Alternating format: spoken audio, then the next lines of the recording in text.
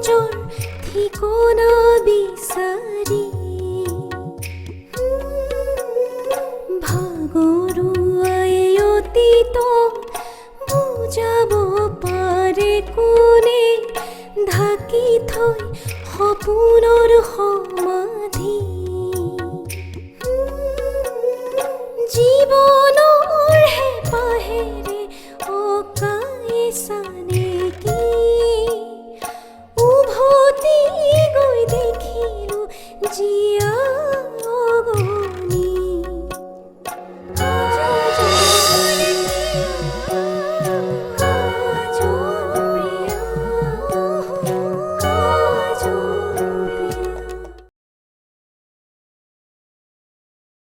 এটা কথা ছাৰ, কাজলৰ কেৰেক্টাৰক লৈ আপুনি যদি মোক প্ৰশ্ন সোধে তেনেহ'লে মোৰ কিন্তু জিভাৰ লেকাম নাইকিয়া হৈ যাব ছাৰ। তুমি তেনেকৈ কিয় ভাবিছা? আৰে তুমিতো মোৰ বাবে এটা এছেট।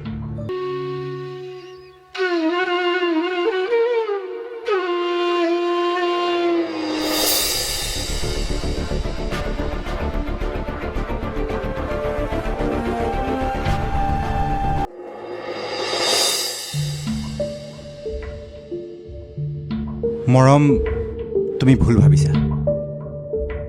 আচলতে এনেকুৱা কোনো কথাই নাছিল। ৰুক্মই কাজলক ভাল পাইছিল, ৰুক্মই সকলো কথা মোক কৈছে, কিন্তু সিহঁতৰ মাজত তেনেকুৱা কোনো সম্পৰ্কই নাছিল, কাৰণ কাজলে গমেই পোৱা নাছিল যে ৰুক্মই কাজলক ভাল পাইছিল। ৰুক্মৰ মনত ইমানখিনি থকাটো মই নিবিচাৰোঁ। হয়তো কাজলৰ মনত একো নাই, কিন্তু মৰম, প্লিজ খুৰা, তুমি কাজলৰ হৈ কথা কয় মোৰ মনত বেয়া নহ'বা, কাৰণ সেইটো কাজল আৰু ৰুক্মৰ প্লেন। মই ভালকৈ গম পাইছোঁ। আমাৰ মনত যাতে বিশ্বাসৰ জন্ম হয় সেইকাৰণে এইবোৰ কৰিছে। মৰম, মানুহে ইমানো কথা সাজি ক'ব নোৱাৰে। ভাল পাই বিয়া কৰাইছিলা, এটলিষ্ট এইখিনিতো বিশ্বাস ৰাখা। চোৱা খুৰা, তোমালোকে যিমান বুজালেও মই কাজলক কেতিয়াও সহজভাৱে ল'ব নোৱাৰোঁ। পাষ্টৰ তাইৰ সকলো কথা গম পোৱাৰ পিছত কেনেকৈ মই তাইৰ লগত ৰিলেশ্যনশ্বিপত থাকিম? পাৰিম, যদি তোমালোকে মোক জোৰ কৰা মই কাজলৰ লগতে সম্পৰ্ক ৰাখিম, কিন্তু সেইখন আৰু সংসাৰ হৈ নাথাকিব। কিন্তু মৰম, আনৰ দৃষ্টিকোণেৰে নিজৰ জীৱনটো চাবলৈ চেষ্টা নকৰিবা। তুমি কাজলক বুজিবলৈ চেষ্টা কৰা, সহজ হ'বলৈ চেষ্টা কৰা। অসম্ভৱ খুৰা। মৰম, আনিছাৰ লগত হ'বলগীয়া ৰিং চেৰিমনি কেঞ্চেল কৰা, তেনেকুৱা এখন ডাঙৰ ড্ৰামা ক্ৰিয়েট কৰা, আৰু সেই ৰাতিয়ে গৈ কাজলৰ ঘৰ ওলোৱা, সেইটোতো সৰু কথা নাছিল। মোৰ এইবোৰ ইম'চনেলৰ এটা একো মূল্য নাই। আচলতে কাজলে ৰুক্মৰ কথা শুনি থৰ হৈ গৈছে। সুখ, চকু পানী, ইমানবোৰ ফিলিংছ, সেইবোৰ ক'ৰ পৰা ওলাইছে তাইৰ মুখৰ পৰা মই এতিয়া ওলাই আছোঁ। মৰম,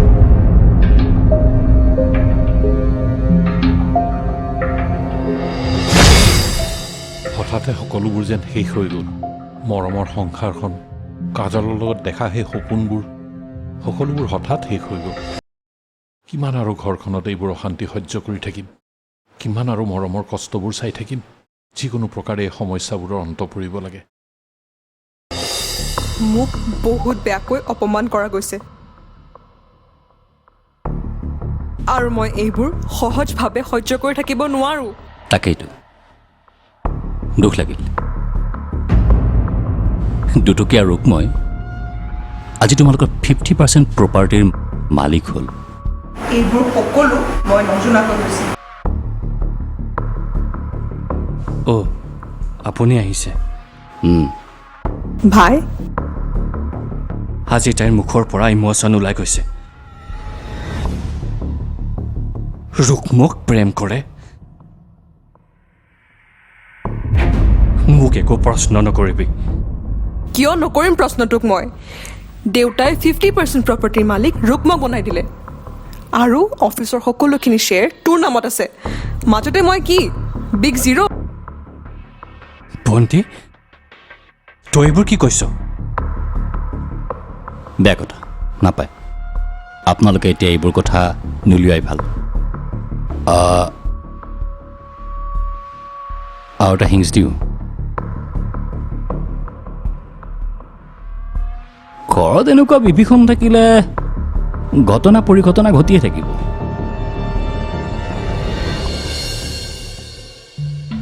মেজাংকৰি আলহী আহিছে বহিবলৈ দিয়া নে দৰ্জা তই মনে মনে থাক শুনিছ একদম মনে মনে থাক দাদা এই আমাৰ গাঁৱৰ ভাঙোৱাটো ইয়াত কি কৰি আছে চুপ মিষ্টাৰ বীৰ আগত ডাঙৰ কথা কোৱাৰ আগতে লেভেলটো অলপ মিলাই চাবি আজি দুজন আছে ভালেই হৈছে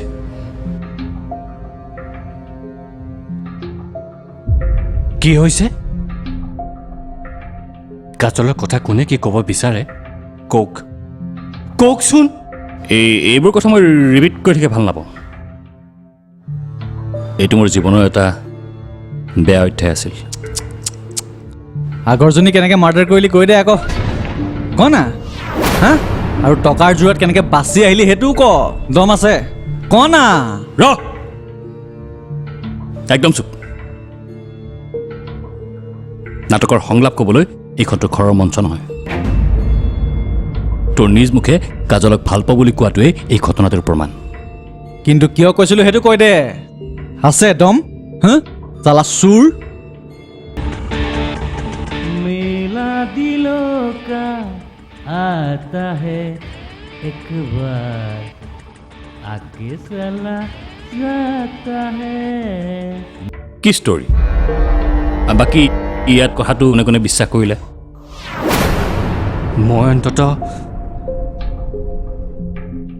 অলপো বিশ্বাস কৰা নাই বিশ্বাস কৰিবই লাগিব আপোনালোকে কাৰণ এইবোৰ মোৰ চকুৰ আগত হোৱা ঘটনা বিশ্বাস কৰক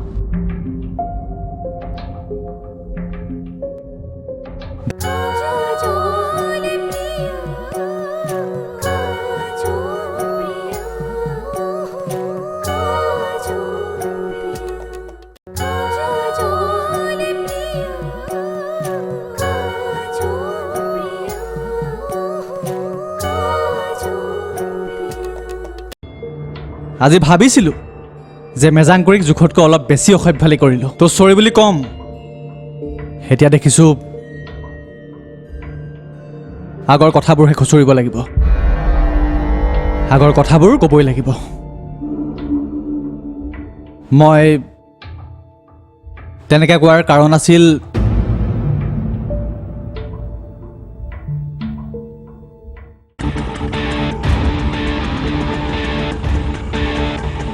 मेला दिलों का आता है एक बार आके चला जाता है मेला বিজু ষ্টাৰ্টটো বন্ধ কৰ তই যদি তাই নহয় মৰত তাইৰ প্ৰতি তোৰ কিয় ইমান দৰদ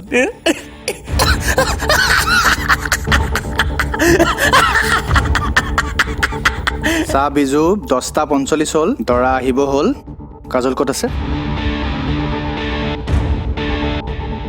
আগতে ক তই তাইক ভাল পাৱ ন নাপাওঁ পাৱ দে আৰে নাপাওঁ মিছা কথা কৈছ ঐ এটা কাম কৰ আজি যদি তই কাজলক লৈ যাব নোৱাৰ তাইৰ বিয়াখন নহ'ব তাইৰ জীৱনটো বৰবাদ তই মোক চৰি ক তেতিয়া মই কৈ দিম কাজল ক'ত আছে কম আগতে ক নহয় তোৰ নিজৰ ষ্টাইলত ক তই কাজলক কিমান ভাল কৈছা এইবোৰ কি কৰি আছ কাজল ক'ত আছে অ' আৰে ক না ক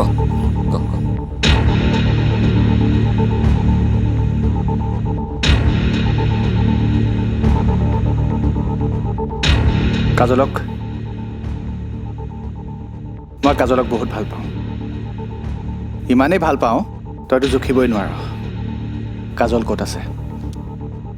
কম মই এতিয়া কম কাজল ক'ত আছে।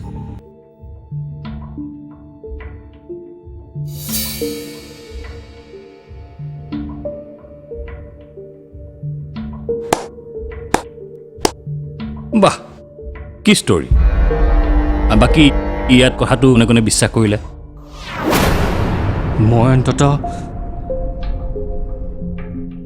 অলপো বিশ্বাস কৰা নাই। বিশ্বাস কৰিবই লাগিব আপোনালোকে, কাৰণ এইবোৰ মোৰ চকুৰ আগত হোৱা ঘটনা।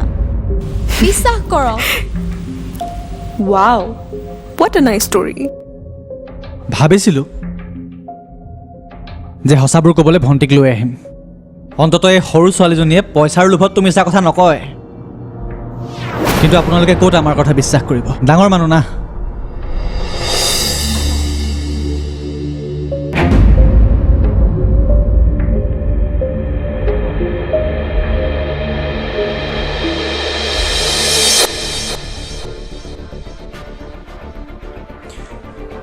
তাৰমানে তুমি সিদ্ধান্তটোক খাটাং কৰি পেলালা।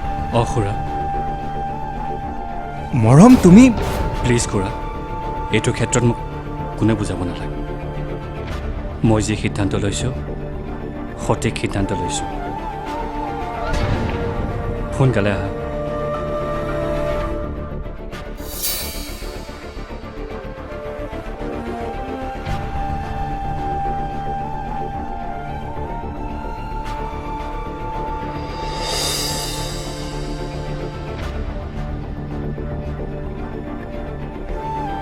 খুৰা,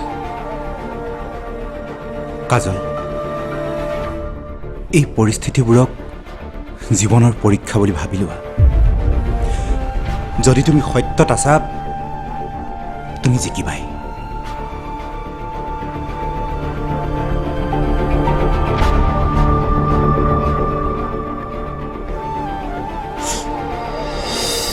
আহিছোঁ খুৰা।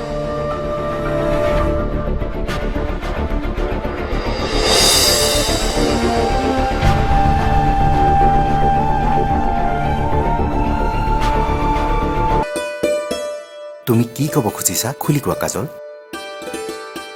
আপুনিয়ে কৈ দিয়কচোন মৰম দা। তুমিয়ে কোৱা। মানে মই বিয়া হোৱাৰ পিছত আইতা আৰু দাদাক মোৰ লগত লৈ যাব বিচাৰোঁ। এই কথাটো আমি ভালহে পাইছোঁ। আমাৰ ঘৰখন বহুত ডাঙৰ, কিন্তু কোঠাবোৰ খালী। আমাৰ ফেমিলিৰ মানুহবোৰৰ মাজত সম্পৰ্ক বহুত ভাল, কিন্তু ভালদৰে কথা পাতিবলৈ সময়ৰ অভাৱ। যদি আপুনি থাকে, আমাৰ ঘৰখন সম্পূৰ্ণ হোৱা যেন লাগিব।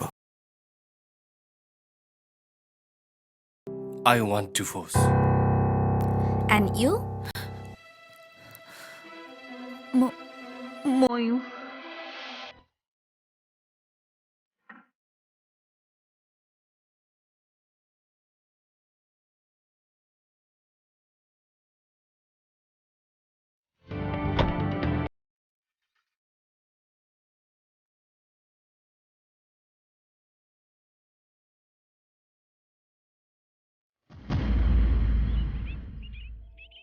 সৰুৰ পৰা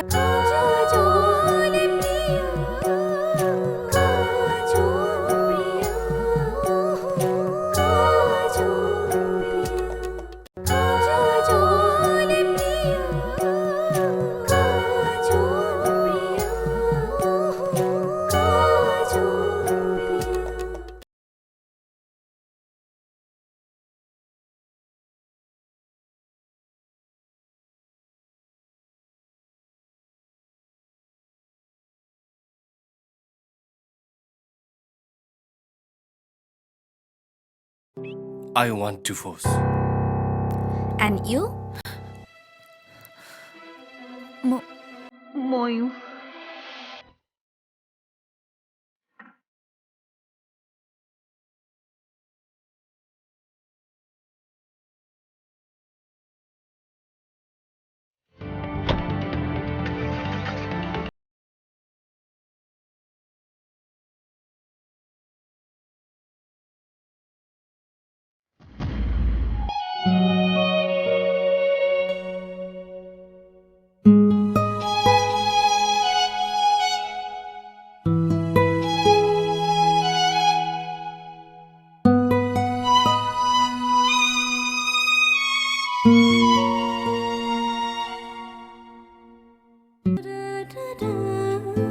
মই নিজে খাব পাৰিম। একো নহয়, খোৱাচোন।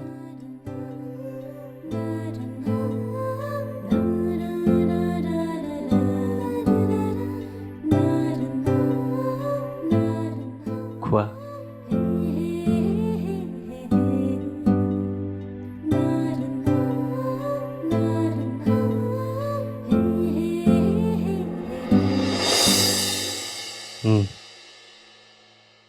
আৰু কাম কৰিবা? কৰিম। বহু জনমৰ হেঁপাহ বুকুতে তোমাক পাবলে হ'ল আজি সঁচা। সৰুৰ পৰা ডাঙৰ হোৱালৈকে সপোন কেৱল বিয়া হৈ এখন সুখৰ সংসাৰ কৰালৈকে সীমাবদ্ধ হৈ আছিল। বিয়াৰ পিছত যে আকৌ ডিভৰ্চৰ এখন চুক্তিপত্ৰত বিবাহৰ সকলো চুক্তি পাহৰিবলৈ স্বাক্ষৰ কৰিব লাগিব, সেয়া কেতিয়াও ভবা নাছিলোঁ।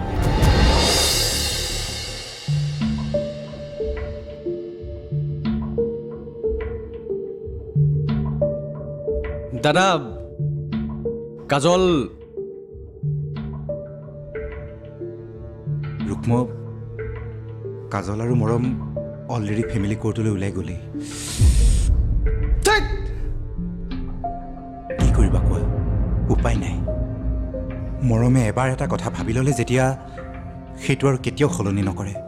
এই মানুহবোৰে কথাবোৰ কিয় বুজিবলৈ চেষ্টা নকৰে? কিয়?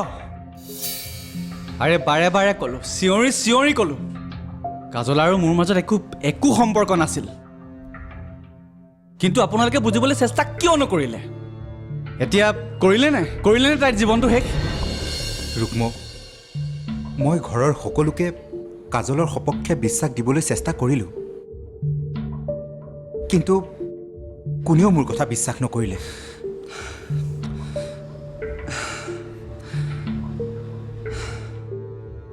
বিয়া, ডিভোৰ্চ, ছেপাৰেশ্যন, আজিকালিতো মানুহৰ লাইফত এইটো এটা একেবাৰে সৰু কথা। কিছুমান পুৰুষৰ কাৰণে, কিছুমান পুৰুষৰ বাবেতো একেবাৰে সৰু কথা। কাৰণ পুৰুষৰ গাত লগা দাগবোৰ সোনকালে ঢাক খাই যায়। কিন্তু ছোৱালীজনীৰ এজনী ছোৱালী যেতিয়া ৰাতি 10 বজাত ঘৰ সোমায়, তেতিয়া ওচৰ চুবুৰীয়াই বিভিন্ন ৰসাল কথাৰে তাইক উপচাই পেলায়, তাইক বদনামহে কৰি পেলায়। তেনে ক্ষেত্ৰত কি কৰিম? মই তোমাৰ ফ্ৰাষ্ট্ৰেশ্যন বুজি পাইছোঁ। আৰে ফ্ৰাষ্ট্ৰেশ্যন নহয়, এইবোৰ সঁচা কথা। আৰে অতীত আমিও খুচৰিব জানো। মৰমৰো এজনী ছোৱালীৰ লগত ৰিং চেৰেমনি হোৱা কথা আছিল। ডাঙৰকৈ পাৰ্টি এৰেঞ্জো হৈছিল। তাৰপিছত পুৰুষ সৰু কথা ঢাক খাই গ'ল। এইবোৰ কথা তুমি ক'ত গম পালা? ডাঙৰ মানুহৰ বদনাম ওলাই দাদা। কেৱল সৰু মানুহক দেখা দেখিকে সমালোচনা কৰা হয়, আৰু ডাঙৰ মানুহৰ পিঠি দিয়াৰ লগে লগে নমস্কাৰৰ ঠাইত ঘেণ্টা দেখুওৱা হয়। ঘেণ্টা। ইয়াত মৰমৰ একো ভুল নাই ৰুক্ম। ঘৰত সকলো মানুহে জোৰ দিয়া বাবেহে। আৰে কাজলেতো কাৰোবাৰ জোৰত পৰি এইবোৰ কৰিছিল। সংবিধানে যিমানেই পুৰুষ মহিলাক সমান নকৰক, মেণ্টেলিটি সমান নহ'লে গৈ একেই হ'ব। বিয়া হৈছে, এখন চুক্তি কৰিছে, মানিছোঁ, কিন্তু মনটোৰ লগত চুক্তি কৰাৰ প্ৰয়োজন নাই। বিয়া হৈছে যেতিয়া, সেইখিনিয়ে তাইৰ জীৱনৰ সীমাবদ্ধতা। সেই অতীতৰ দিনবোৰততো মৰম নাছিল তাইৰ কাষত। তেতিয়া সকলো ফালেই নিয়ম, পুৰণিৰ তলত জীৱন, পুৰুলিয়ে কাজলিতে উদাসে ভৰে মন। অ' কাজল প্ৰিয়া, ফাগুনৰ কবিতা, খৰা পাতে পাতে বিষাদ বে